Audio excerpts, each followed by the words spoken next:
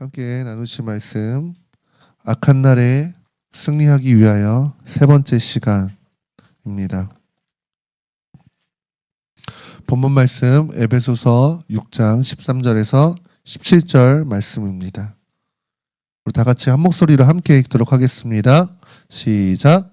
그러므로 하나님의 전신갑주를 취하라. 이는 악한 날에 너희가 능히 대적하고 모든 일을 행한 후에 서기 위함이라. 그런즉 서서 진리의 허리띠를 띠고 의의 호신경을 붙이고 평안의 복음이 준비한 것으로 신을 신고 모든 것 위에 믿음의 방패를 가지고 이로써 능히 악한 자의 모든 불화살을 소멸하고. 아멘. 네, 오늘 드디어 이제 전신갑주 세 번째 이자 마지막 시간입니다. 오늘 구원의 투구와 성령의 검을 다룰 것인데 먼저 구원의 투구입니다. 바울이 이 전신갑주를 설명할 때 로마 군인의 무장을 보고서 설명했을 것이라고 말씀드렸잖아요. 당시에 이 로마 군인들이 썼던 투구가 이런 모습입니다. 페리케팔라이아, 발음도 어렵네요. 헬라어로. 이게 무슨 말이냐면은 머리를 둘러싸다 이런 의미예요. 그래서 머리를 머리를 보호해주는 방어구였던 거죠. 이때 당시에 동으로 된 재질의 어떤 철기를 사용했습니다. 당시에 전쟁이 1차적으로는 멀리서 던지는 돌 같은 거, 투석기 같은 걸로 해서 돌을 던지고 화살을 쏘고 이렇게 했겠지만 결국에는 전쟁이 승부가 나기 위해서는 뭐 해야 됩니까? 사람과 사람이 맞붙는 백병전이라고 하는 인간의 그런 결투가 일어날 수밖에 없는 것이죠. 이런 붙어서 아름답게 영화처럼 칼 챙챙챙챙 이런 모습이 아닐 거잖아요. 거의 붙어가지고 뒹굴면서 상대방의 그 목숨을 뺏기 위해서 싸우는 이 전쟁에서 가장 효과적인 공격이 뭐겠습니까? 머리를 날리는 거죠, 머리를. 그러니까 팔 다쳐도 위험하고 다리 다쳐도 위험하고 이렇게 다 그런데 가장 한 번의 공격으로 사람을 전투 불능 상태, 싸울 수 없는 상태로 만들거나 심지어 죽일 수 있는 가장 효과적인 곳이 머리이기 때문입니다. 그래서 작은 공격에도 치명상을 입을 수 있죠. 여기 눈도 있고, 목에는 동맥이 흐르고 있고, 호흡기 같은 것도 잘못 살짝만 다쳐도 치명적이고, 우리가 싸울 때 권투 선수들도 턱을 때리면 사람이 기절하잖아요. 왜 그렇습니까? 턱을 맞으면 뇌가 흔들려가지고 기절한다고 합니다. 그러니까 잘못하면 기절하는 거고, 운 좋으면 기절하는 거고, 심하면 즉사하는 거고, 이럴 수 있는 거죠. 머리를 향한 공격이 그 자체로 매우 위협적이고 치명적입니다. 그래서 원수가 집요하게 머리를 노립니다. 그래서 바울이 구원의 투구를, 머리를 보호하는 이 방어구를 써야 된다라고 권면하고 있는 것이죠. 그럼 원수가 머리를 공격한다는 것은 어떤 의미인가? 여러 가지 의미를 볼 수 있겠지만 대표적으로 머리에서 뭐가 일어납니까? 생각이 일어나죠. 생각. 사람이 생각하기 나름이라고 합니다. 똑같은 상황, 똑같은 환경, 똑같은 조건에 있어도 생각이 어떠냐에 따라서 어떤 사람은 천국 같은 삶 살 수 있는 거예요. 어떤 사람은 지옥 같은 삶 살 수 있는 거예요. 이거 예수 믿냐 안 믿냐와도 상관없는 것입니다. 예수 믿는 사람들 중에서도 세상 사람들보다 이 복음으로 생각이 바뀌지 않은 사람은 이 땅 살면서도 불평하고 불만하고 어렵고 나만 안 되고 이런 삶을 사는 것이고, 물론 복음으로 그 생각이 바뀌는 것이 가장 확실하지만 예수 안 믿는 사람들 중에서도 생각을 그래도 긍정적으로 바꾸고 그 안에서 주어진 것 안에서 최선을 다하려고 하고 감사하려고 하고, 환경은 여전히 바뀐 것이 없지만 생각을 바꾸는 것을 통해서 자신의 인생을 바꾸는 사람들이 있다라는 것입니다. 그래서 원수가 우리의 생각을 더럽히려고 해요. 우리 생각 가운데 더러운 생각들, 악한 생각들을 집어넣어서 우리를 무너뜨리려고 한다라는 겁니다. 원수가 우리의 생각을 향해서 공격하는 것 중에 하나는 무엇이냐면은, 오늘 말씀을 볼 때 무엇을 예측할 수 있냐면은 부정적인 생각을 넣어서 소망을 잃어버리게 한다는 것이죠. 부정적인 생각. 오늘 데살로니가 전서도 그렇고 에베소서도 그렇고 바울 사도가 쓴 책인데, 바울 사도가 데살로니가 전서 5장 8절에서도 구원의 투구에 대한 묘사를 합니다. 우리 한번 함께 읽어보시겠습니다. 시작. 우리는 낮에 속하였으니 정신을 차리고 믿음과 사랑에 호심경을 붙이고 구원의 소망의 투구를 쓰자. 아멘. 이 말씀에서도 구원의 투구를 쓰자고 하는데 한 가지 표현을 더 덧붙였습니다. 에베소서와는 다른. 무엇이 붙었습니까? 소망의 투구라고 더 구체적으로 표현하고 있는 것이죠. 구원의 투구는 소망의 투구라는 거예요. 구원의 소망에 관련된 방어라는 겁니다. 이것을 통해서 알 수 있는 것은 뭐냐면 원수가 인간의 소망을 건드린다라는 겁니다. 인간의 소망을 사라지게 만들고 절망하게 만들고 이런 공격을 한다는 거예요. 부정적인 생각을 집어넣어서 하는 것이죠. 이런 원수의 생각을 향한 원수의 공격 4단계로 한번 살펴봤습니다. 첫 번째는 우리의 생각과 우리가 바라보는 시야가 이 땅만 바라보게 하는 거예요. 눈에 보이는 현상만 바라보게 하는 겁니다. 여러분 살다 보면은 뭐 어떻게 다 좋은 일만 있습니까? 어려운 일들이 있죠. 근데 그 어려운 것만 주목하게 만드는 거예요. 이 땅에 사는 동안 우리가 날마다 건강해질 수가 없잖아요. 건강이 안 좋아질 수밖에 없지 않습니까? 나이가 먹으면 자라나는 친구들이야, 자라나는 아이들이야. 전성기 때까지는 자라나고 건강해지겠지만 그거 시간 지나고 나면 그 이후부터는 성경의 말씀대로 육신은 후패해질 수밖에 없는 것이죠. 이 세상은 날로 악해져 가고 있고 그런 거 다 제외하고라도 성경이 분명히 말하는 것은 예수 믿는 삶은 좁은 길이라고 했어요. 고난이 다를 수밖에 없는 길이라고 이야기했습니다. 이 땅에 사는 동안 좋은 일만 일어날 것이라고 주님이 긍정적인 말을 하시지는 않았어요. 근데 문제는 뭐냐면은 원수가 그것만 보게 하는 겁니다. 부정적인 것만 보게 하는 거예요. 그게 전부인 것처럼 여기게 만든다라는 겁니다.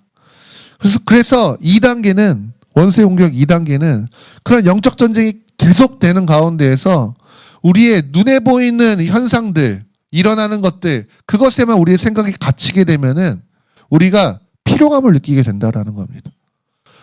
긍정적으로 이겨보려고 하고, 그래도 잘 될 거야 하는 것도 한두 번이지.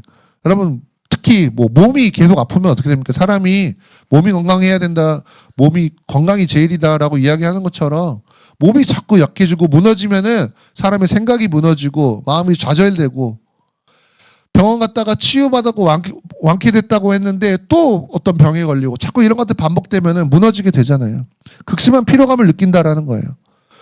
내가 뭐 이렇게 뭐 신앙을 붙들어서 무슨 의미가 있나? 내가 뭐 영적 전쟁 한다고 이야기하는데 예배하고 기도하고 뜨거울 때는 그래 내가 영적 전쟁 싸워야지, 부르심의 싸움 끝까지 해야지 이러다가도 삶에 계속 일어나는 부정적인 것들 자꾸 바라보면은 이거 싸워서 뭐 하나? 이게 무슨 소용이 있나?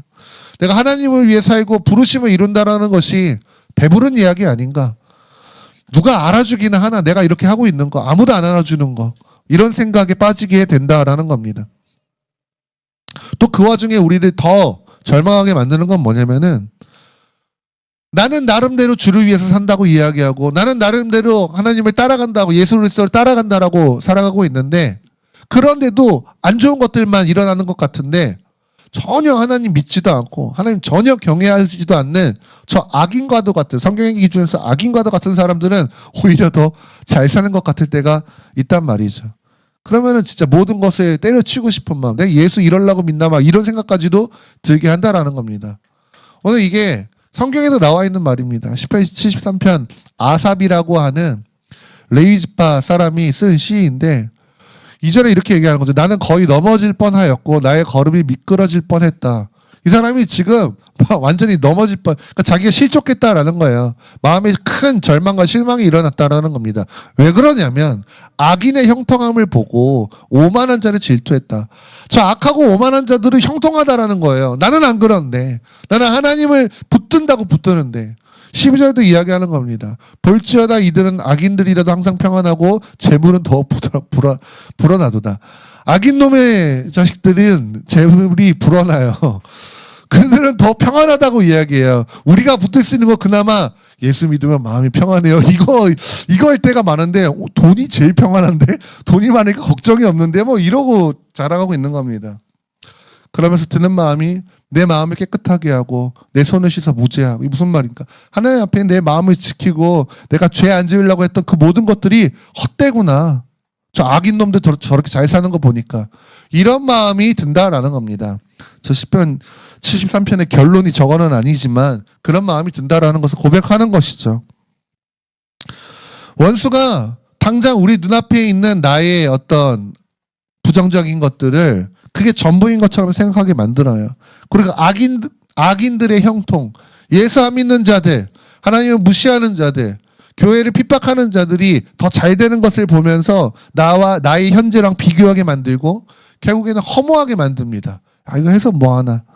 그래서 결국에는 영적 전쟁 끝까지 버티지 못하고 포기하게 만드는 마음을 주는 것이죠.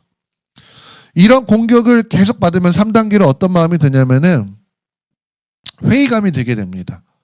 하나님의 나라가 없는 것처럼 보이게 만들어요. 하나님의 나라가 멈춘 것처럼 생각하게 만듭니다. 베드로서 3장 3, 4절 함께 읽겠습니다. 시작. 먼저 이것을 알지니 말세에 조롱하는 자들이 와서 자기의 정욕을 따라 행하며 조롱하며 이르되 주께서 강림하신다는 약속이 어디 있느냐. 조상들이 전후로부터 만물이 처음 창조될 때와 같이 그냥 있다 하니. 이런 공격이 초대교회 때부터도 있었습니다. 무슨 말이냐면은 야, 하나님 나라 도대체 어디 있냐? 예수님이 오기는 오냐? 이런 얘기하고 있는 거예요. 세상이 이렇게 악한데 하나님 도대체 뭐 하시는데? 어? 하나님이 통치하신다며. 만물을 다스리신다며. 야, 세상이 이렇게 악하고 악인들이 잘 먹고 잘 사는데 그 하나님 어디 계시는데? 이렇게 조롱하는 겁니다. 문제는 뭐냐면은 악인들은 원래 그렇게 떠드는 놈들이에요. 근데 자꾸 그런 생각들이 우리 안에 들어와서 어느새 우리도 그거를 동조하는 거예요. 그래, 맞아. 이런 생각 들게 만드는 겁니다. 여러분, 우리의 구원은 이미 십자가에서 다 이루어졌지만 아직 우리에게 다 적용되지 않은 우리는 이미와 아직 사이에 있는 자들입니다.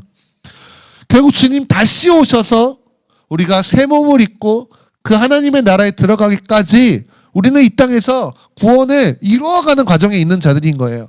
성령께서 그것을 우리를 인도하시는 분이신 겁니다. 그게 그 구원을 이뤄가는 삶이 우리가 이 땅에서 살아가야 되는 중요한 삶의 이유인 거예요. 그 구원을 이룬다는 게 다른 게 아닙니다. 예수의 다시 오심을 준비하는 것이고 그 하나님 나라를 위해서 살아가는 것이고 오늘 내 안에 하나님 나라가 이루어지도록 하기 위해서 살아가는 것인데 원수가 이 모든 게 소용없는 것처럼 만드는 거예요. 허무하게 만드는 겁니다. 이게 무슨 소용이지? 이거 해봤자 눈에 보이지도 않는 거. 이런 생각 들게 만드는 겁니다. 또 원수가 뭐합니까? 하늘에 대한 소망을 완전히 포기하게 만드는 겁니다. 눈에 보이는 것만 자꾸 주목하게 만드니까. 우리한테는 하나님 나라가 실제예요, 여러분. 이렇게 뭐 말해서 머리 똑똑한 사람들이 예수 잘 안 믿는다고 얘기하는데 그거는 헛똑똑이들이 잘 안 믿는 겁니다. 서울대 나오고 하버드대 나오고 뭐 어디 학사 박사 졸업장 있는 게 똑똑한 게 아니고요. 여러분 실제를 선택하는 게 똑똑한 거 아니겠습니까? 수학 공식 뭐 박사처럼 풀어내는 게 뭐가 똑똑한 거예요. 진짜 나한테 뭐가 유익이 되는 걸 선택하는 사람이 똑똑한 사람이잖아요. 여러분 이 땅에 길어야 100년 그래 더 오래 살아서 120년 150년 산다고 이야기해봤자 영원이라는 시간이랑 이 150년도 안 되는 인생의 시간이랑 뭐가 다 같이 있을 수밖에 없습니까? 당연히 영원이라는 시간에 비하면 지금이야 우리가 시간이 안 가는 것 같고 지금이야 이게 긴 시간인 것 같지만 영원에 비교하면은 이거 아무것도 아닌 거죠. 이거 다 투자해서 영원을 사야 되는 것이죠. 근데 원수가 그 영원에 대한 소망을 완전 꺼버리게 만드는 거예요. 이 땅이 전부인 것처럼 여기게 만드는 겁니다. 그러니까 세상이 말하는 세상 풍조 뭡니까? 지금 즐겨. 그거 즐겨가 극단적으로 간 것이 그 이제 이름 단어도 생각 안 나네. 그러니까 뭐 미래를 위해서 뭐 저축도 하지 말고 돈 벌면 그냥 오늘 하루를 즐기면서 살아. 뭐 이런 생각으로까지 드러나게 되는 것이죠. 그러면서 미래에 대한 소망을 꺼트려 버리는 겁니다. 마지막 단계는 무엇이냐면 패배주의에 찌들게 만드는 거예요. 결국에는 우리가 길을 잃어버리게 만드는 겁니다. 허무주의, 회의감 이런 거에 찌들어서 다 포기하게 만드는 거예요. 다른 사람들은 다 그렇게 살지 모르겠어요. 목사님은 그렇게 사십시오. 집사님 그렇게 사시고 장로님 그렇게 사십시오. 근데 나는 안 될 것 같습니다. 나는 이 길을 못 가겠습니다. 나는 포기하고 싶습니다. 나는 갈 수 없는 사람입니다. 이런 패배주의에 찌들게 만드는 겁니다. 하나님 나라에 소망이 없는 자들이 겪는 일들이에요. 하나님 나라의 소망. 하나님 나라를 오해하고 하나님 나라를 제대로 소망하지 않는 자들이 이 땅에서 패배주의 모든 것을 포기하게 된다라는 겁니다. 여러분 우리의 신앙이 가장 살아있고 가장 반짝이는 때가 언제냐면은 두 가지입니다. 제가 생각했을 때 두 가지예요. 하나는 하나님을 향한 사랑이 가장 뜨거울 때입니다. 그때 우리의 신앙이 반짝거려요. 뭐 직분 받고 뭐 하고 그런 거 하나도 중요하지 않아요. 내 신앙이 가장 살아있고 가장 뜨거울 때가 하나님을 향한 사랑이 뜨거울 때예요. 또 하나가 하나님 나라에 대한 소망이 분명할 때입니다. 여러분 이거 없으면 우리의 신앙이 껍데기밖에 남지 않아요. 하늘에 대한 소망만 분명하면 핍박이 문제가 아닙니다. 여러분 순교한 사람들이 다 무슨 배짱으로 그 칼과 총 앞에서도 예수 믿는 것을 부인하지 않을 수 있습니까? 그냥 깔끔하게 죽으면 또 모르겠지만 그렇게 죽이지도 않는단 말이에요. 끔찍한 처형을 당하면서도 고문을 당하면서도 그것을 예수 믿는 것을 부인하지 않고 포기하지 않을 수 있는 이유가 무엇입니까? 그 고난을 견딜 수 있는 건 뭐예요? 하늘에 대한 소망이 있으니까 그렇게 하는 것이라는 겁니다. 근데 여러분 하늘에 대한 소망 없으면은 그냥 작은 돌뿌리 하나에도 걸려 자빠져서 끝내버리려고 해요. 진짜로 그렇습니다. 우리의 믿음이 어디를 향한 것인가 이 소망에 대한 뿌리가 굉장히 중요한 겁니다. 사탄이 그거 공격하는 거예요. 너 하나님 나라 없어. 하나님 나라 무가치해. 당장 네 삶을 봐. 무슨 하나님 나라야. 야, 네 앞가림이나 잘해. 이런 공격으로 우리 걸려 넘어지게 하는 것입니다. 고린도전서 15장 32절도 이야기하는 거죠. 내가 무슨 방법으로 에베소에서 맹수와 더불어 싸웠다면 내게 무슨 내가 사람의 방법으로 에베소에서 맹수와 더불어 싸웠다면 내게 무슨 유익이 있으리요. 죽은 자가 다시 살아나지 못한다면 내일 죽을 터이니 먹고 마시자 하리라. 죽은 자가 다시 살아나는 부활, 우리의 영원한 구원의 완성, 하나님의 나라, 그거 없으면 여러분 하나님 나라 없으면 우리 여기서 이거 뭐 하고 있습니까? 아무 의미 없는 것이죠. 네? 죽고 끝날 인생이면은 왜 이런 것에 에너지를 허비합니까? 죽고 끝날 인생이면은 저는 제일 먼저 개처럼 살다 죽어버릴 겁니다. 정말로. 무슨 의미예요? 네? 근데 우리한테 영원한 하나님의 나라, 영원이라는 시간이 있기 때문에 우리가 이 삶을 사는 건 아니겠습니까? 바울이 이러한 원수의 공격들, 이런 부정적인 생각들을 구원의 투구로서 막아내라고 이야기하고 있는 겁니다. 여기서 구원은 지옥 갈 내가 천국 가게 되었다는 것만 말하는 게 아니에요. 그 나라가 진짜 나의 실제가 되게 만드는, 그걸 정말 소망 삼게 만드는, 그 군인들은 오직 전역할 날만을 기다리잖아요. 전역할 날 없으면 그거 어떻게 견딥니까? 사람들이 직장 생활 어떻게 견뎌요? 월급 받을 그날만을 생각하면서 견디는 거지 않습니까? 월급 받고 돈 벌면 그거 어떻게 모읍니까? 그거 모아서 적금 탈 그날, 내가 원하는 그거 그 한 날을 소망하면서 내 눈앞에 닥쳐있는 고난들을 다 견디는 것이지 않습니까? 그 천국을 나의 실제가 되게 하는 거, 그 나라가 진짜 나의 본체다. 이 땅의 삶은 나그네이고, 이 땅의 삶은 그림자와 같은 것이고, 이 땅은 나는 여행객과 같은 지나가는 삶이다. 나의 진짜 집은 하나님의 나라이다 라는 소망을 갖게 되는 것, 그거 말하는 겁니다. 그게 구원의 투구라는 거예요. 원수가 눈에 보이는 현실이 전부인 것처럼 생각하게 만들어도 나한테 영원한 나라가 있다, 나한테 그 나라가 실제다, 그 소망 가지면은 흔들리지 않을 수 있는 겁니다. 고린도후서 4장 17, 18절 함께 읽겠습니다. 시작. 우리가 잠시 받는 환난에 경한 것이 지극히 크고 영원한 영광에 중한 것을 우리에게 이루게 함이니, 우리가 주목하는 것은 보이는 것이 아니요 보이지 않는 것이니, 보이는 것은 잠깐이요 보이지 않는 것은 영원함이라. 아멘. 소망이 있는 사람, 하나님 나라의 영원한 소망이 있는 사람은 지금 나한테 당연히 지금 고난과 환난과 어려움은 내 피부로 느껴지는 것들이죠. 근데 그거를 경한 것, 가벼운 것으로 여기게 된다라는 겁니다. 주목하고 있는 것이 무엇이기 때문입니까? 보이는 게 아니라 영원한 것이기 때문이라는 거예요. 아멘? 의인은 믿음으로 산다고 했을 때 이 믿음으로 산다는 것이 여러 가지 의미가 있을 수 있습니다. 예수 그리스도의 의로, 예수 그리스도의 구원으로 내 안에 예수가 사시는 그 예수의 사심으로 또한 무엇입니까? 보이지 않는 그 나라를 나의 실제 나라로 여김으로 사는 것을 말하기도 하는 것이죠.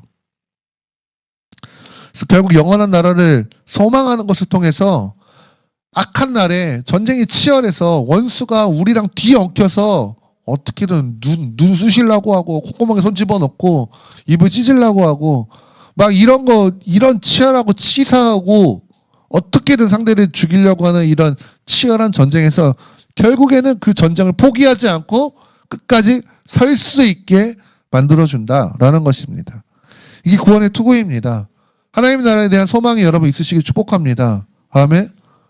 왜 마라나타 찬양을 하면서 마라나타 찬양을 하면은 왜 꼭 어르신들만 눈물을 흘리십니까? 예? 아니에요. 마라나타 아멘 주 예수여 어서 오십시오. 이 땅이 풍져서 그런 거 아니라 이 땅이 괴롭고 고통스러워서만 그런 게 아니라 하나님 나라가 나한테 진짜 실제니까 우리 애들 어디 놀러 간다고 얘기하면 그 순간부터 이야기해요. 그 순간부터 언제 가냐? 그 소망하면 그렇게 되는 거죠. 하나님 나라에 대한 소망이 있으시길 축복합니다. 마지막 무장은 유일한 무기 성령의 검입니다. 검의 종류가 다양하죠. 보통 우리가 검이라고 얘기하면은 이 정도 아주 긴 그런 멋있는 검을 생각할 수 있는데 본문이 말씀하고 있는 검은 뭐냐면은 헬라어로 마카이라라고 했습니다. 오늘 보면은 검이 좀 짧죠? 40cm에서 한 60cm 정도 되는 단검이에요. 그래서 왜 이 단검을 사용하느냐? 아까도 말씀드린 것처럼 전쟁이면 멋있게 막 이렇게 챙챙챙 하는 게 아니라 뭐 붙어가지고 막 잡아뜨리고 저런 갑옷 입으면 자빠지면 잘 일어서지도 못하죠. 막 그런 거 잡아뜨려가지고 결국에는 이렇게 베는 것도 어려워요. 찔러야 돼요. 쑤셔서 넣어야 되는 거예요. 그 갑옷의 틈으로 급소를 향해서 찔러 넣어야 되는 거예요. 그러기 위해서는 단검이 오히려 유용한 거죠. 에베소서 6장 12절 보면은 우리의 씨름이라고 이야기하고 있어요. 영적 전쟁을 씨름이라고 표현한단 말이에요. 이 원어로 보면 팔레라는 것인데 이 팔레가 사회 시간 같은데 애들 그 중학교 막 이럴 때 배웠던 것 같은데 고대 그리스 올림픽 초대 올림픽 이런 때 했었던 레슬링과 같은 종목입니다. 레슬링과 같은 종목. 그래서 뭐 눈 찌르기, 주먹으로 직접 때리기 이런 거 빼고 다 하는 거예요. 막 던지고 꺾고 조르고 이런 거 하는 겁니다. 아주 격렬한 격투기입니다. 이게 팔레예요. 우리나라 말로는 그냥 씨름이라고 표현했지만 영어로는 뭐 레슬링이라고 되어 있겠죠. 그러니까 영적 전쟁이 이렇다라는 거예요. 우아하게 싸우는 게 아니라는 거예요. 무협처럼. 원수랑 뒹굴면서 어떻게든 숨통을 끊어버리기 위해서 싸우는 처절하고 치열한 싸움이라는 거예요. 왜 영적 전쟁이 그렇게 치열해요? 원수가 그렇게 달라붙으니까. 원수가 그렇게 달라붙으니까 우리도 이기기 위해서는 그렇게 씨름할 수밖에 없다라는 거예요. 결국에는 불화살 공격도 있겠지만은 결국에는 원수랑 맞붙어가지고 그렇게 싸워야 되는. 그래서 우리가 단검으로 그 원수의 급소를 찔러서 이겨야 되는 싸움이 된다라는 겁니다. 그래서 원수의 공격을 방어해내는 것도 매우 중요합니다. 근데 결국에는 전쟁에 이기기 위해서는 원수를 무력화시켜야 돼요. 공격을 해야 된다라는 겁니다. 그래서 이 검을 무장하는 것이 중요한데 이 검이 하나님의 말씀으로 이루어져 있습니다. 성령의 검 곧 하나님의 말씀이라고 이야기하고 있죠. 우리가 전신갑주의 5가지 방어구들을 통하여서 원수의 공격이 어떨 것인가를 예측했잖아요. 예상했잖아요. 근데 원수의 공격의 패턴이라는 게 대부분 그 공격이 거짓말로 이루어진 것들입니다. 거짓말들.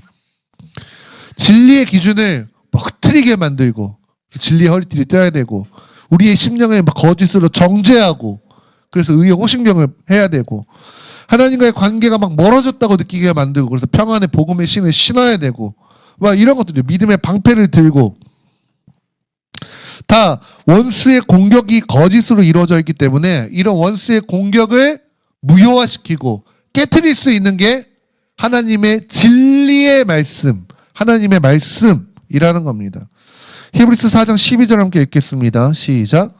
하나님의 말씀은 살아있고 활력이 있어 좌우의 날선 어떤 것보다 예리하며 혼과 영과 및 관절과 골수를 찔러 쪼개기까지 하며 또 마음의 생각과 뜻을 판단하니.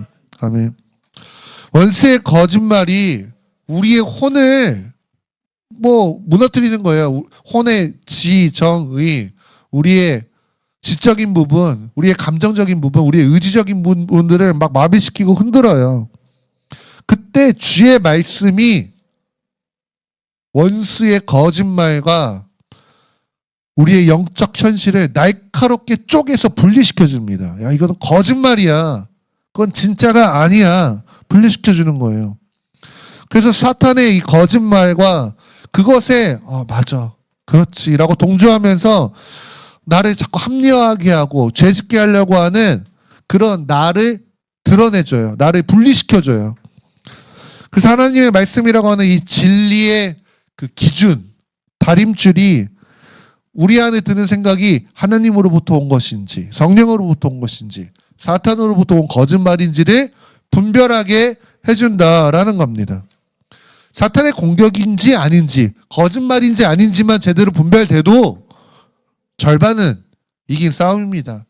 원수의 공격이 거짓이라는 것 자체가 사실은 실체가 없다라는 거잖아요. 거짓은 실체가 없잖아요. 실체가 아니라는 것만 드러내도 할 수 있는 것이 없는 거죠.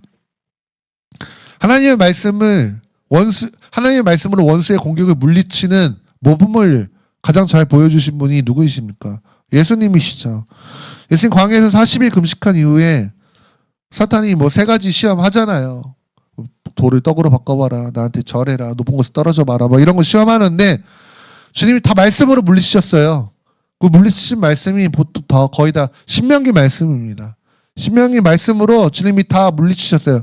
사탄의 의도를 파악하신 거예요. 그리고 그가 원하는 대로 해주시지 않았어요. 아담과 하와는 원하는 대로 해줬죠. 사탄이 원하는 대로 넘어가줬죠. 은근슬쩍 하는 그 말에. 근데 예수는 그렇게 하지 않으셨습니다. 두 번째 아담이신 예수님은 하나님의 말씀으로 원수의 거짓말을 무력화하신 겁니다. 또 바울이 이 검에 대해서 뭐라고 설명하냐면은 성령의 검이라고 이야기하죠. 하나님의 말씀 자체가 성령의 감동으로 이루어진 것입니다. 그렇기 때문에 성령의 검이라고도 할 수 있고 하나님의 말씀이 우리가 볼 때는 그냥 이제 글씨잖아요. 근데 그 말씀이 나의 이야기가 되고 나의 경험이 되게 하는 오늘 그것을 해주시는 분이 성령님이시기 때문에 성령의 검이라고 이야기하는 겁니다. 하나님의 말씀 가운데 내 깨달음 말고 내 나름의 깨달음 그런 거 말고 그 하나님의 말씀이 통해서 오늘 하나님께서 나에게 뭘 말씀하시는가 이 말씀의 하나님의 본 뜻은 무엇인가 이것을 알게 해주시는 분이 성령님이시고 그 말씀을 통해서 지금 내 상황에 원수가 이렇게 거짓말로 공격하고 있는 것이구나. 원수를 분별하게 하고 원수를 대적하게 할 수 있는 것이 성령님께서 말씀을 통해 하시는 일이다라는 겁니다. 그래서 여러분 말씀을 보셔야 되고 말씀을 보실 때 성령님을 의지해서 보십시오. 아멘. 그래서 보통 이 대목에서 이야기할 때 말씀을 표현하는 헬라어가 2가지인데 하나는 로고스고 하나는 레마이고 그래서 로고스는 그냥 기록되어 있는 말씀이고 레마는 이 로고스가 성령으로 우리한테 읽히는 말씀이다 라고 하는데 원어를 그냥 객관적으로 보면 로고스나 레마나 그런 의미는 없습니다. 둘 다 그냥 말씀을 이야기하는 거예요. 오히려 레마가 강조하는 건 뭐냐면은 이 말씀이 우리 입 밖으로 소리내는 행동을 강조할 때 레마를 사용합니다. 그래서 여러분 말씀을 눈으로 보시고 깊이 묵상하는 것도 엄청난 유익이 있습니다. 근데 말씀을 입 밖으로 내는 것도 굉장히 중요하다라는 거예요. 그때 그때 우리의 믿음이 사용이 돼요. 구체화돼요. 이게 입 밖으로 말씀을 낸다는 것이 뭐 말씀을 암송해라 뭐 이런 이야기 하는 거예요. 영적 전쟁하니까 내가 예수 그리스도의 이름으로 막 성경 구절 막 이렇게 하면서 막 영화처럼 하라는 이야기가 아니라 성경의 원리를 여러분의 신앙으로 고백하시라라는 겁니다. 성경의 원리를. 사람들이 뭐라고 그래요? 살면서 요즘 같은 때 막 기름값 막 1,800원 막 2,000원 막 이렇게 서울은 막 이렇게 될 때 죽겠다 죽겠다 하는 거잖아요. 경기가 어려우면 죽겠다 죽겠다 이야기하는 거지 않습니까? 그때 우리는 뭐라고 합니까? 하나님은 살아계시다 살아계시다 살겠다 살겠다 이야기하는 거죠. 환경과 상황은 죽겠다는 거 맞아요. 근데 우리는 믿음으로 우리를 붙드시는 그 하나님을 보는 그 믿음을 내 언어로서 표현하는 것이죠. 하나님이 나를 입히시고 하나님이 나를 먹이신다. 그래서 나는 세상의 어려운 거 상관없이 나는 굶을 수 없다. 나는 죽을 수 없다. 그런 고백하는 것이죠. 세상이 뭘 해도 안 된다고 얘기해요. 지금 뭐 있는 회사도 꼬꾸라지는 판인데 창업을 한다. 안 된다 이야기. 세상은 안 된다 이야기할 때 우리 뭐라고 얘기합니까? 우리는 내게 능력 주시는 자 안에서 모든 것을 할 수 있다라고 이야기하는 겁니다. 아멘. 꼭 그 말씀 그 장절 어디 말씀에 어디 장절 그거를 해가지고 그대로 뭐 그냥 읊으시라는 말이 아니라 여러분 그걸 저도 그런 거 말씀 암송 잘 못해요. 그러니까 다 대부분 말씀할 때는 보고 하잖아요. 부끄러운 얘기지만 그러니까 여러분 그거 다 암송하시라는 얘기는 아니어도 그 말씀에 그 내용이 있다라는 것을 여러분 익히 들어서 아시지 않습니까? 그게 성경에 말씀하고자 하는 핵심 원리인 거예요. 그 원리를 여러분의 언어로 표현하시란 말이에요. 친구들과 대화 나눌 때 가족들과 이야기할 때 안 될 것 같아가 아니라 주님이 계시니까 된다. 두렵다 겁난다 무섭다가 아니라 주님 보호하시니까 우리 두려워하지 말자 담대하자 할 수 있다. 이런 생명의 말들을 성경의 말들을 생명의 원리를 담은 믿음의 고백을 하는 겁니다. 여러분 이렇게 할 때 사실은 말하는 내 마음 안에서는 긴가민가해요. 될까? 아이씨 맞아. 지금 이때 내가 이 짓을 하는 거 나도 망할 것 같은데 이런 생각 들고 근데 입술로 표현하면은 내 믿음이 더 견고해집니다. 내가 입으로 내뱉은 것 통해서 더 견고해지는 겁니다. 그래서 이 믿음의 고백, 레마, 성경의 말씀을 하나님의 말씀을 내 입으로 선포하는 것. 오늘 바울이 하나님의 말씀, 성령의 검 곧 하나님의 말씀이라고 할 때 이 말씀을 레마라고 표현했거든요. 그러니까 그 선포되는 말씀, 내 믿음의 고백으로 된 이 말씀. 그럴 때 여러분 개인의 믿음이 더 강력해지고 견고해지는 것뿐만 아니라 하나님 모르는 사람에게 복음을 증거할 수 있게 되는 거죠. 그런 믿음의 표현들을 통하여서 꼭 예수 믿어 복음이란 말이야 뭐 이렇게 하지 않더라도 사람들이 그런 거 얘기하면 귀담아 듣기라도 합니까? 근데 우리랑 관계 안에 있는 사람들 가운데서 야 너는 힘들지 않냐? 너는 안 되는 거 아니냐? 너 지금 이럴 때 괴롭지 않냐? 뭐 이런 얘기할 때 아니 돼. 나는 두렵지 않아. 나는 괜찮아. 나는 좋아. 이런 믿음의 고백들을 통하여서 복음이 증거되고 하나님이 증거되는 것이죠. 결국에는 이 성령의 검을 내가 사용하는 것을 통해서 원수가 제일 싫어하는 짓 하는 겁니다. 절망에 빠지지 않고 원수가 주는 거짓에 속지 않고 넘어가지 않고 원수의 거짓을 물리치고 오히려 복음이 증거되게 하는 성령의 검, 하나님의 말씀으로 하는 것이죠. 오늘 이것을 통하여서 우리가 끝내 승리할 수 있게 된다라는 것입니다. 말씀을 정리하도록 하겠습니다.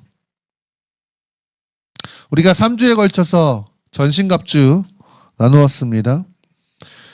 여러분 하나님만 기준으로 삼는 진리의 허리띠를 사시기를 바랍니다. 이게 중요합니다. 원수가 우리의 심령을 거짓말로 정죄하고 찌릅니다. 우리 심령을 상하게 하고 우리가 자빠지게 만듭니다. 그리스도의 의로 의의 호심경을 띠시기를 축복합니다. 우리가 때로는 넘어지고 미끄러져요. 앞으로 나아갈 힘을 못 잃어요. 하나님과의 관계가 화목하지 않으면 그렇습니다. 원수가 너 같은 사람이 어떻게 하나님이 너를 받아들이시겠냐? 하나님 너 싫어해. 하나님 너보다 저 사람 더 사랑할 거야. 뭐 이런 그럼 우리가 앞으로 나아갈 힘을 얻지 못해요. 그럴 때 오늘 예수님과 나와의 관계는 나의 공로와 상관없이 예수님의 공로로 이루어진 것이야. 그렇기 때문에 우리는 화목해. 나는 하나님과의 관계에 문제가 없어 라고 하는 이는 평화의 복음의 신을 신으시고, 원수가 어떻게든 우리의 옛사람을 자극하는 혈기들을 일으키고 우리 옛사람의 성질들, 우리의 죄를 자극하는 불화살을 쏠 때에 그런 나는 십자가에서 이미 죽었다라고 하는 믿음의 방패를 사용하시기를 축복합니다. 원수가 소망 없어. 오늘 말씀 나눈 것처럼 너 한다고 되냐? 하나님의 나라 그런 거 있어? 너 지금 눈에 보이는 현실을 봐 라고 이야기할 때 난 하나님 나라가 분명한 자야. 나의 구원은 결코 무너질 수 없어. 나의 구원은 실제야 라고 하는 구원의 투구를 사용하시고, 그리고 결국에는 우리의 믿음을 더 강력하게 만드는 오늘 레마의 말씀을 선포하는 이 성령의 검을 통하여서 여러분 원수를 끝내 이기고 승리하는 저와 여러분이 되시기를 축복합니다. 전신갑주가 이 악한 날에 있으면 좋고 없으면 말고 그런 거 아니에요. 이거 없으면은 뭐 무슨 수로 싸울 겁니까? 이게 성도의 기본기입니다. 기본기. 이 무장이 있어야지 우리가 악한 날에 설 수 있습니다. 그래서 오늘 이 시간 우리가 오늘 함께 나누었던 이 두 가지 무장을 붙들고서 기도하기 원합니다. 먼저는 이 땅이 전부인 것처럼 보이게 만드는 원수가 생각으로 하는 공격들, 뭔가 부정적이고 회의적이고 패배주의에 찌들게 만드는 이 공격을 구원의 소망으로 이기게 하여 주십시오. 하나님 나라의 소망이 있게 하여 주십시오. 주님, 우리에게 나에게 하나님 나라는 어떤 것입니까? 그냥 막연한 곳? 그냥 뭐 지옥보다는 나으니까 가기를 원하는 곳? 마치 그냥 내 삶의 어떠한 보험과 같은 곳? 오늘 그런 것이 아니라 하나님 나라 나에게 실제가 되게 하여 주십시오. 우리가 영원하게 살 그 나라가 천국이 주님 나의 본향이고 나의 본래 있어야 할 곳이고, 이 땅의 삶은 나그네이며 그 소망이 있기 때문에 이 땅에서의 어떠한 고난도 핍박도 가벼운 것으로 여길 수 있는 하늘 소망이 실제가 되는 우리가 되게 해달라고 주님의 이름 부르며 함께 기도하며 나아갑시다.